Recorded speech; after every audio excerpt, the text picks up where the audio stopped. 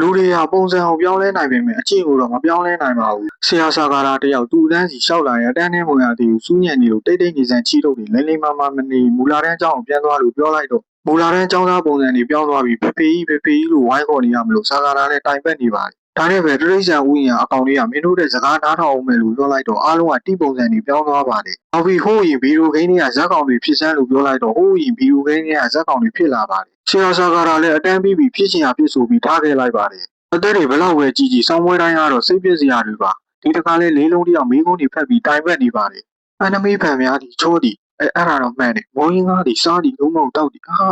တွေတော့အဲ့ဒီအချိန်မှာပဲဆရာစာကားကမေးခွန်းတွေမှားနေတယ်ပြင်းပေးမယ်ဆိုပြီးမေးခွန်းနံပါတ်939ဆိုတာနဲ့လေးလုံးလေးထီးမှမဖြစ်ဘူးဆိုပြီးစာရက်ကိုဆွဲပြလိုက်ပါတယ်နောက်တစ်နေ့ရောက်တော့ဆရာစာကားကငါအပြစ်တွေပါဟိုနေ့ကမင်းတို့အဖေလာပေါ်မှာခေါက်ဆွဲတွေမှောက်ကြသွားလို့ဒီနေ့ចောင်းစင်းနောက်တစ်ခေါက်တော့ဖြေးပေးလို့ရမလား sorry နော်လို့ပြောလိုက်တော့လေးလုံးလေးထီးကို sorry လားဆိုကထကြုံးပါတယ်လူတယောက်ကိုအကြံတောင်းရင်တကယ်တမ်းရင်ထဲမှာအဖေကိုတီးပြီးသားပါကျောင်းဖရီးကအတန်းပိုင်းဆိုတာကျောင်းသားတွေရင်းစားနေရတဲ့ပြဿနာကိုအကြံပေးရတယ်ဆိုပြီးဩဝါဒကြီးချွေးနေပါ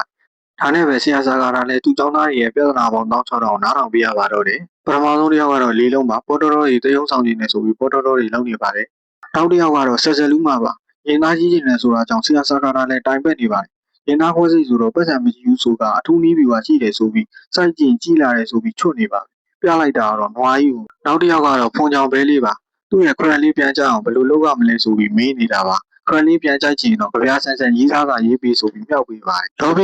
ဘီယူလို့ရေးနေတဲ့အချိန်မှာခရက်လေးရောက်လာပြီးလော်ဘီယူလို့တွားပြီးတော့အထီးခံလိုက်ရပါတယ်နောက်တစ်ယောက်ကတော့သဘာဝပံဝန်းကျင်ပျက်စီးမှုကိုစိတ်ပူနေရတယ်ဆိုပြီးဗလာတွေပြောနေတာစပင်းနှခွဖြစ်နေတာမလို့ရှင်းမှုစပင်းညက်ဆိုင်လိုက်ရှာနေတာဆိုတာကြောင့်ဆရာစာကားလေးတီးပေးလိုက်ရပါတယ်စိတ်ပြက်လက်ပြက်နဲ့ထသွားမလို့လုပ်ပေးမယ်လေတန်းစီနေတာမလို့မယူနိုင်တဲ့ပြဿနာတွေကိုနားထောင်ရင်းနဲ့ပဲအပီစုပ်တူးလဲပြီးဆုံးသွားပါတယ်